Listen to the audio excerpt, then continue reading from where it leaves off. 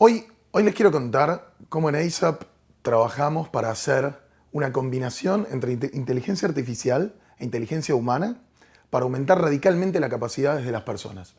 Y para eso les voy a pedir que piensen por un momento en la última vez que tuvieron un problema, que tuvieron que hacer un reclamo, que se les cortó un servicio y que tuvieron que llamar a atención al cliente. Y piensen si esta es la emoción que tuvieron y si la conversación fue tan fluida y amena y la verdad que tan rápida que les resolvieron el problema en muy pocos minutos. Y no solo eso, sino que terminaron haciéndose amigos de la gente de atención al cliente que los atendió y yéndose de vacaciones juntos. Esto que les planteo claramente no es un escenario estándar, no es un escenario común, pero sí el ideal. Ahora, ¿por qué no es el escenario estándar? Porque lo que nos pasa típicamente es que nuestras interacciones con atención al cliente tienen esta pinta, donde llamamos con la intención de que nos arreglen un problema y nos atiende alguien que nos dice que nos va a resolver ese problema. Entonces nos dice qué pasó, le contamos un poquito, nos piden más detalles y como queremos que lo resuelvan bien, le contamos todos los detalles.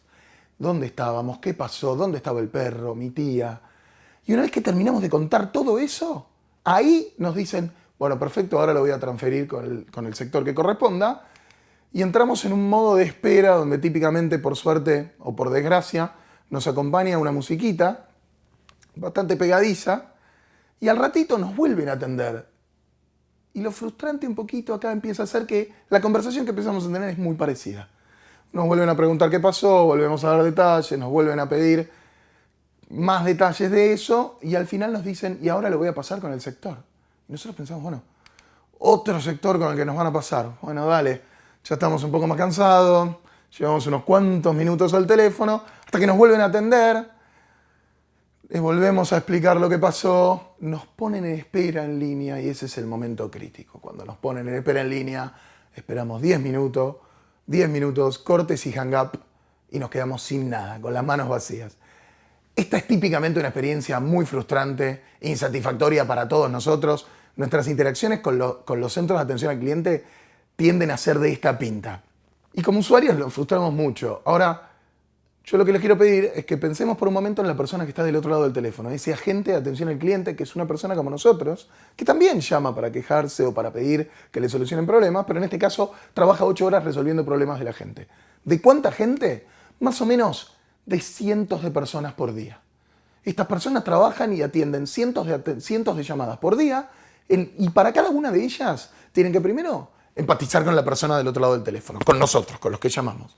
Después tienen que diagnosticar el problema, ir a buscar información, y ahora les voy a contar dónde la van a buscar esa información, leer potencialmente un montón de información y recién ahí conseguir la secuencia de pasos que necesitan ejecutar o hacer para resolver nuestro problema.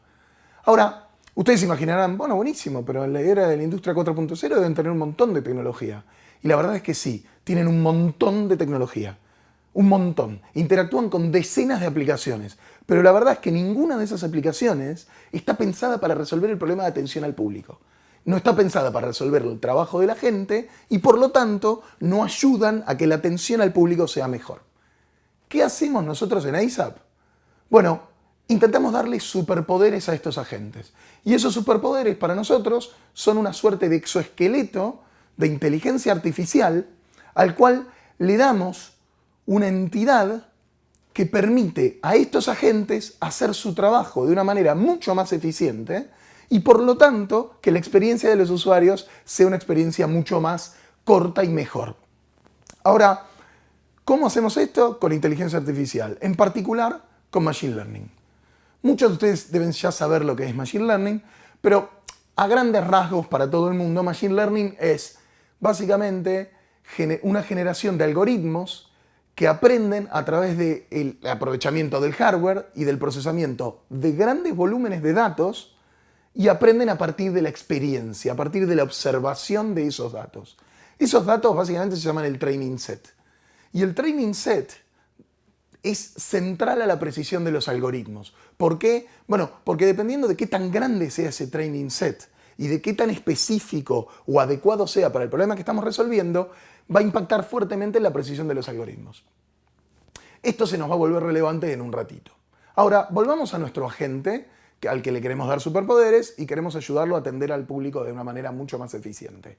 Y concentrémonos por un momento en el problema de cómo determina la gente, en función de una conversación que está teniendo con el público, la aplicación de back office a la que tiene que ir y cómo navegar en esa aplicación.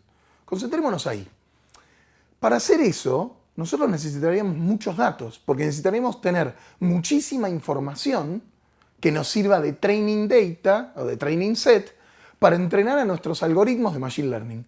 Lo positivo de todo esto es que los call centers tienen millones y millones de conversaciones grabadas de las cuales nosotros podemos aprovecharnos para poder generar herramientas de machine learning que ayuden a este agente en este problema de identificar una aplicación para una conversación y cómo navegar esa aplicación. Y una cosa interesante es que si tenemos todas las conversaciones de un call center, da la casualidad que también tenemos las conversaciones de los mejores agentes, de los que están más entrenados y más experimentados. Entonces, de alguna manera, lo que estamos haciendo es generando un exoesqueleto para nuestro agente que desde el día 1 le permita comportarse como el agente más experimentado de este call center. Ahora, pensemos primero en una de las aplicaciones que estos agentes usan, una sola. Y supongamos ahora que podemos, a partir de observar la interfaz gráfica de esa aplicación y solo eso, que podemos ejercitar esa interfaz gráfica y generarnos un modelo que caracterice el comportamiento de esa interfaz gráfica. ¿Cómo hacemos esto? De múltiples maneras. Por ejemplo, algunas de ellas que podemos usar es usar algoritmos, por ejemplo, como Monte Carlo Tree Search, para hacer exploraciones aleatorias de esas interfaces gráficas y empezar a construir un modelo de comportamiento de la interfaz gráfica. Ahora, un problema central que tenemos en este punto es que al solo observar el sistema a partir de la interfaz gráfica, nosotros tenemos una información naturalmente parcial o imperfecta, porque no podemos ver el estado del sistema detrás de esa interfaz gráfica. Entonces, como solo vemos la interfaz gráfica, lo que nos pasa es que tenemos un natural no determinismo en el modelo que armamos. ¿Por qué? Y cada vez que cliqueamos algo, no sabemos bien a dónde va a ir el sistema porque no conocemos su estado. Típico ejemplo de esto, si el sistema está logueado o no logueado. ¿Está bien? Se va el mismo link, el mismo botón, la misma interacción con la interfaz gráfica, con un sistema logueado, muy probablemente tenga una diferente respuesta que con un sistema no logueado. Entonces, lo que podemos hacer entonces es caracterizar este no determinismo del sistema de una manera mucho más precisa. Lo caracterizamos con probabilidades y generamos modelos estocásticos de estas aplicaciones. Típicamente modelos en la línea de los Markov Decision Processes o Probabilistic Transition Systems. Una vez que generamos este tipo de modelos, ahora sí tenemos un modelo que nos permite entender cómo se comporta este sistema y ahora podemos combinar esto con Machine Learning. ¿Por qué? Porque tenemos millones de datos de información de cómo los agentes han navegado aplicaciones. Estas aplicaciones y en particular la que estamos observando. Entonces, podemos aprender de cómo los agentes navegaron históricamente esta aplicación para entender cuáles son los flujos típicos que hace un agente en determinado contexto de una conversación con un cliente o con un usuario, digamos. Ahora, una vez que hicimos esto, lo que tenemos es, a partir de una UI, nosotros podemos no solo entenderla automáticamente, sino podemos aprender a navegarla automáticamente, combinando Model Learning de Markov Decision Processes con Machine Learning. Ahora, si lo hicimos para una, tranquilamente lo podemos hacer para todas o para cualquiera en realidad. Entonces, una vez que yo lo puedo hacer para cualquiera, lo que tengo es para esas decenas de aplicaciones, tengo una pequeña herramientita para cada una que sabe cómo navegar en ella. Y una vez que tengo este toolbox de navegadores de aplicaciones, lo que puedo hacer es aprovechar la gran experiencia que tiene ASAP en Natural Language Processing para codificar de una manera muy compacta las conversaciones entre los agentes y los clientes. Esa codificación se la conoce como un embedding de la conversación. Ahora, de vuelta voy a usar Machine Learning, porque uso Machine Learning para NLP y calcular un embedding para la conversación. Usé Machine Learning junto con modelos estocásticos para calcular estos navegadores. Y ahora voy a usar Machine Learning para entrenar un clasificador que a partir de cada una de estas conversaciones me pueda predecir a qué aplicación tengo que ir y a qué flujo de navegación tengo que ir. Y una vez que tengo esto, básicamente puedo directamente recomendarle al usuario a qué aplicación ir y cómo navegar. Este proyecto del que les hablo es un proyecto increíblemente desafiante y del mismo modo increíblemente interesante para nosotros. En este proyecto, como les decía, usamos y extendemos técnicas del estado del arte de Machine Learning y de Natural Language Processing.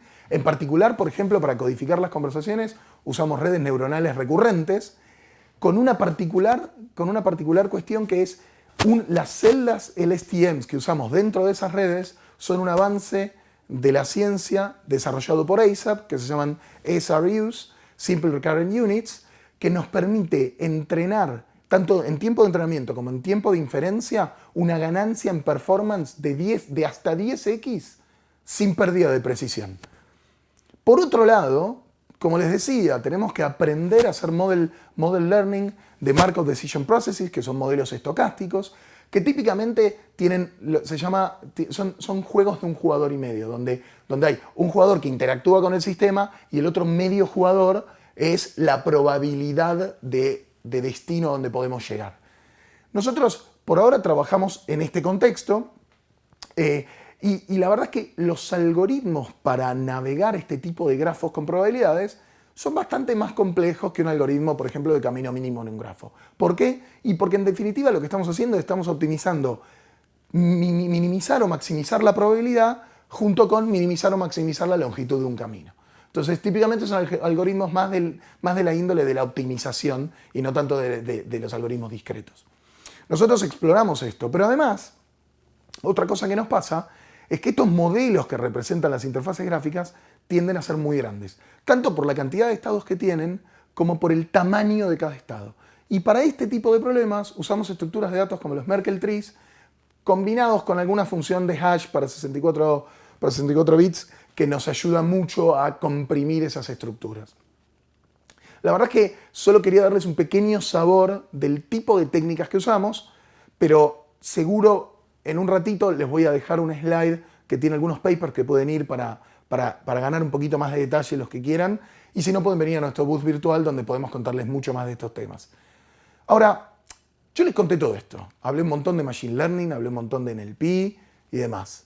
Y si bien la industria lentamente está yendo a esta idea de atención al cliente digital o por chat, ya sean aplicaciones de chat, en páginas web por chat y demás, la verdad es que naturalmente cuando uno piensa en call center todavía hoy piensa en llamar. Tengo que llamar la atención al cliente, llamo. Entonces, la pregunta es, ¿cómo hace ASAP para lograr tener todos estos features que les conté, que son fuertemente basados en texto, en el NLP y demás, pero partiendo de audio? Bueno, la verdad que para nosotros no es tan complicado. Y no es tan complicado cuando uno tiene el mejor Automatic Speech Recognition System del mundo. Y antes de contarles por qué me animo a decir esto que acabo de decir, déjenme que les cuente un cachito de cómo funciona un Speech System. Básicamente un Speech System es un software que agarra audio y lo traduce en texto. Transcriptions. Hace transcripciones de audio. Para todos los que alguna vez tuvimos que transcribir un audio que grabamos, una clase, un seminario o lo que fuera, sabemos que es una tarea bastante time consuming y muy poco gratificante. Por eso es fantástico tener este tipo de software. Ahora, ¿de qué se trata este software? Básicamente tiene una serie de componentes. El primer componente es un análisis espectral. ¿Y esto con qué se come? La idea del análisis espectral es la siguiente. Vos agarrás el audio de una persona hablando, ¿sí? Un audio. Y lo que haces es, le pasás una serie de filtros que lo que te permiten hacer es quitar, por ejemplo, la información de fondo, o te permite, por ejemplo, quitarle la entonación. Entonces, lo que termina pasando es que del audio original nos queda el audio más aburrido del mundo. Es un audio sin entonaciones, sin demasiadas variaciones en los sonidos y sin ruido de fondo. ¿Pero por qué ese audio es interesante? Porque simplifica muchísimo el trabajo de nuestro modelo acústico. Y el modelo acústico lo que hace es esto. Agarra ese audio grande y lo parte en pequeños pedacitos de algunos milisegundos y lo que intenta hacer es predecir el audio que está escuchando a qué pedacito de pronunciación de letra corresponde. Entonces, por ejemplo, para un pedacito de audio, el fono que queremos sacar, lo llamamos fonos, es, por ejemplo, bueno, esto con determinada probabilidad podría ser un pedacito de una A. Ahora, también nuestro modelo acústico nos va a decir que con determinada probabilidad eso podría ser un pedacito de una E, pero la probabilidad es menor. Eso es lo que hace nuestro modelo acústico. Agarra todo el audio y lo transforma en pequeños fonos que nos dicen qué letras o qué sonidos estamos pronunciando. Después tenemos la parte de nuestro diccionario de palabras, que eso es bastante más simple. Básicamente es un diccionario que tiene palabras y potenciales pronunciaciones de esas palabras. Y por último, tenemos el Language Model. Y el Language Model lo que hace es esto, es como una suerte de interpretación de cuál es el lenguaje que estamos hablando. Entonces, por ejemplo, si tuviéramos lenguaje castellano, nos diría, por métodos de aprendizaje, nos diría más o menos qué palabras van a ir juntas, en qué orden, y estadísticamente cuáles son las más comunes del lenguaje. Nosotros trabajamos con inglés. Entonces, por ejemplo, en el ejemplo que ven ahí, que ven la oración de Cat is in the hat, podría pasar que nuestro modelo acústico le diga a nuestro decodificador, mira, para mí la mayor probabilidad es que esta oración sea the cat is in the cat. Y nuestro decodificador hasta ahí le crea el modelo acústico. Lo que va a pasar es que cuando el decodificador mire el language model, el modelo del lenguaje, el modelo del lenguaje le va a decir, mira, the cat is in the cat no parece ser una oración razonable del lenguaje. ¿Cuál es la siguiente que tenés? Entonces el modelo acústico va a decir, ok, no, mi próxima oración era menos probable, pero mi próxima oración es the cat is in the hat. Nuestro language model va a decir, esa me gusta mucho más. Y nuestro speech system lo que va a hacer es transcribir el audio de cat is in the hat con la oración de cat is in the hat. Ahora, volviendo al tema de por qué tenemos el mejor speech system del mundo, bueno, eso tiene que ver con que el benchmark más usado para evaluar la precisión de speech systems se llama LibriSpeech y es el benchmark más usado del mundo, no solo por la industria, sino también por la academia. Es un benchmark en el que en el último año tuvimos más avances que nunca antes y donde las contribuciones en este último año, por lo menos principales, han sido de importantes grupos de investigación como el de ASAP, como Google Brain o Facebook AI. Todos esos grupos están compitiendo y colaborando ahí. Y desde septiembre de 2020, nuestro speech system mostró que tiene un 98.25% de accuracy. Eso significa que el 98.25% de nuestras transcripciones son palabras correctas, que un humano hubiera transcripto. Así que tenemos un word error rate, o un error por palabra, de 1.75%. En este momento, este speech system está en el estado del arte. Ahora, si ustedes se quedan con lo que les conté hasta ahora, van a ver que bueno, lo que tenemos son algunos papers, que les pido que el que quiera mirar el detalle vayan y lo busquen, pero la historia que les cuento es una historia que parece hablar de científicos mirando problemas súper difíciles y dedicando un montón de tiempo en el detalle de eso y básicamente escribiendo código de Machine Learning, algún tipo de código de Machine Learning. Ahora, la verdad es que nada está más lejos de la realidad que pensar que con eso uno tiene un producto de Machine Learning que satisface atributos de calidad que un producto razonable debería satisfacer. Performance, robustez y confiabilidad, por ejemplo. ¿Sí? La verdad es que lo que necesitamos es un montón, pero un montón de ingeniería del software alrededor de eso. Un montón. Necesitamos un montón de ingenieros y un montón de colaboradores que junto con los investigadores puedan generar, a partir de estos pequeños modelos Machine Learning, un producto que pueda funcionar en producción como corresponde. Si quieren saber más de esto, los invito a ver mañana la charla que va a dar mi colega Charlie Iguarán, que va a hablar específicamente de ingeniería del software combinada con Machine Learning, y además Charlie es un crack, vale la pena que vean su charla. Y ahora yo lo que me voy a concentrar es en contarles que para hacer este producto, lejos estamos de solo necesitar a los investigadores, y quiero hacer un énfasis en esto. La verdad es que nuestros equipos tienen una variedad de roles y todos interactúan en conjunto. Tenemos investigadores, tenemos ingenieros, tenemos gente de producto que nos dice cómo encaja la investigación y la ingeniería que estamos haciendo como un feature que sea útil para un usuario. Y por ejemplo también tenemos el equipo de QA. Y el equipo de QA es el que nos acompaña y nos ayuda a tener calidad a lo largo de todo el proceso de desarrollo. Si hay algo que sabemos en ingeniería del software es que la calidad, ya cualquiera sea su aspecto, performance, seguridad o mismo confiabilidad, es algo que no lo puedes inyectar el último día. Tiene que ser trabajado como parte del proceso de desarrollo. Y así es como pensamos el desarrollo en ASAP. Y ahora déjenme que les cuente un poquitito de ASAP. ASAP es una empresa que fue fundada en 2014 en Nueva York. Hoy somos 300 plus empleados y tenemos oficinas en Nueva York, en Ítaca, en Mountain View, San Francisco. Pero a mí me interesa especialmente hoy la oficina de Buenos Aires. En la oficina de Buenos Aires estamos desde 2018, somos más o menos un tercio de los empleados de la empresa. Y una cosa interesante para nuestra oficina y para la empresa es que somos una empresa distribuida. Entonces, todos los proyectos intentamos ejecutarlo en todas las locaciones, en todas las oficinas, dependiendo un poco de el talento que haya en el lugar. Y la verdad es que con cierto orgullo, por ahí con mucho orgullo, puedo decir que Argentina tiene un nivel de talento enorme.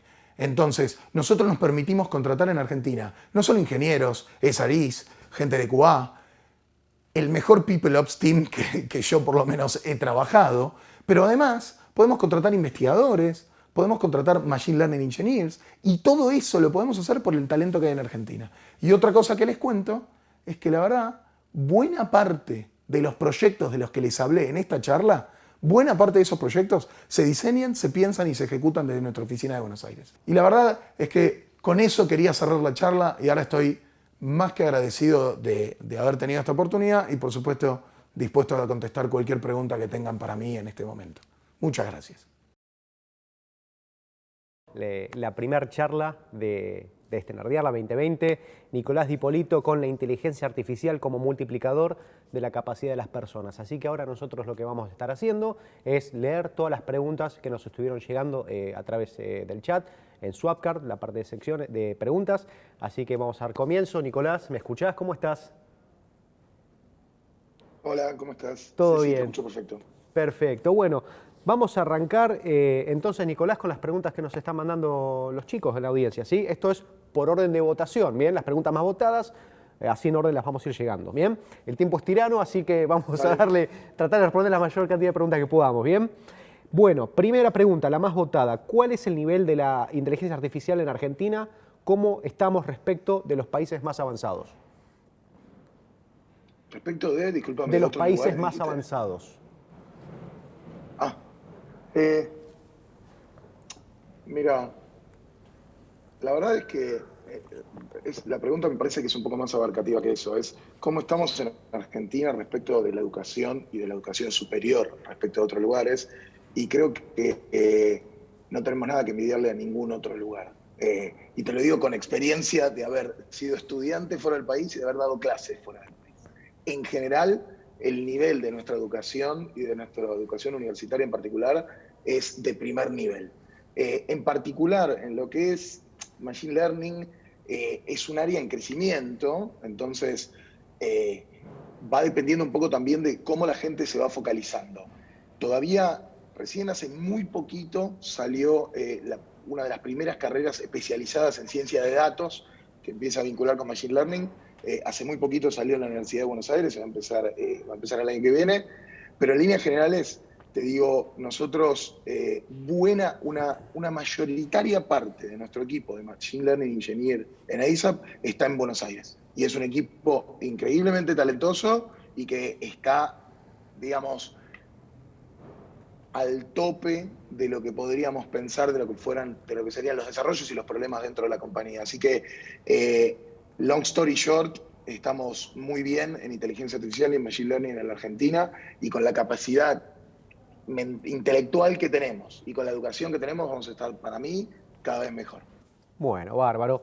Bueno, el tiempo es tirano, así que seguimos. Siguiente pregunta. ¿Cuál es, Maximiliano pregunta, cuál es la mejor manera para iniciar con IA y qué recomendás para poder ir desarrollando este conocimiento de la mejor manera? Calculo que se refiere a educación también. Sí, supongo que se refiere a educación y hay un montón de asunciones ahí, ¿no? Sí. Digo, si es depende del tipo en qué momento esté de su carrera, qué experiencia tenga y demás. Yo te diría, me parece a mí, asumiendo que hablamos de alguien vinculado a la ingeniería, de alguien que programa y ese tipo de cosas, me parece que arrancaría por muchas fuentes de educación que hay online que te permiten arrancar como usuario de la inteligencia artificial y del machine learning. A ver, como que tenés dos grandes ramas. Por un lado está la gente que se dedica a producir modelos y algoritmos de machine learning, y por otro lado está la gente que se dedica a usar esos modelos. Son problemáticas muy distintas y me voy a concentrar en la problemática de ser usuario de modelos de machine learning o de técnicas de machine learning. Como usuario necesitas mucho menos base matemática, mucho menos profundidad en los detalles estructurales de los algoritmos y de las estructuras de datos que usás, de las arquitecturas que usás, y sí necesitas mucho más experiencia empírica y horas de silla, de sentarte, probar, jugar, estudiar e investigar, pero como un usuario. O sea, mi recomendación general para alguien que viene más del mundo de la ingeniería, yo personalmente le entraría por el lado de usuario.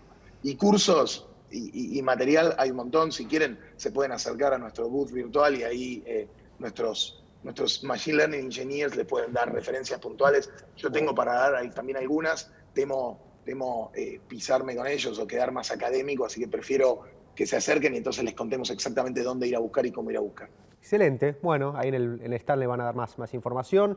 Pasamos a la siguiente pregunta. Mariana, dada la cantidad de ofertas educativas en materia de Machine Learning, ¿por dónde recomendás empezar gracias sumamente a la didáctica? De vuelta, preguntan por educación específica. No sé si hay algún curso en particular que vos tengas. Mencionaste la carrera de la UBA, pero no sé si hay algún curso en particular. No, a ver, hay varios cursos. Lo que pasa es que entro en el terreno de las marcas y de las recomendaciones, Claro, ¿viste? De centros de educación y prefiero no entrar en ese terreno. Sí hay un libro que lo puedo postear después en el chat, que es un libro de Andrew NG, sí. que no es un libro academicista, no es un libro de texto, sino es una suerte de recopilación que Andrew hizo respecto de varios trabajos donde él encara el machine learning desde un lugar muy ingenieril de usuario y que te da un sabor de qué tipo de problemas podés resolver y cómo podés usar las herramientas o algunas de las herramientas que existen para resolverlos. Entonces, me parece un lindo texto para arrancar sin meterte en el problema que te van a meter muchos cursos y muchos textos, que es entrar a la matemática, a la estadística, que a mí me parece que enlentece el ingreso y por otro lado no te deja como entender primero el poder que tiene, engancharte con esta cosa de cómo descubre cosas que vos no viste. Y ahí me parece que hay un ejercicio súper interesante, que Buenísimo. tiene mucho más que ver con entrar desde un lugar agradable y no tanto desde un lugar matemático duro, formal, que por ahí no aporta inicialmente. Claro, más de tocar, ¿no? Pero bueno, el tema de los cursos los mantenemos agnóstico por ahora. Acá hay una pregunta de... Bueno, a ver, los chicos seguramente tengan, Sí. pero yo prefiero así, en el big public, no concentrarme en marcas, ¿viste? Bueno, no sé, Está Udemy, perfecto. Coursera, qué sé yo, digo. Hay un montón y son muy buenos. Perfecto. Acá una pregunta de Juan Manuel, que calculo debe ser específica de la charla. Pregunta, ¿cómo manejan las palabras que suenan igual? Ejemplo, faces y faces en inglés, ¿no? Faces de etapas y faces de caras. Sí.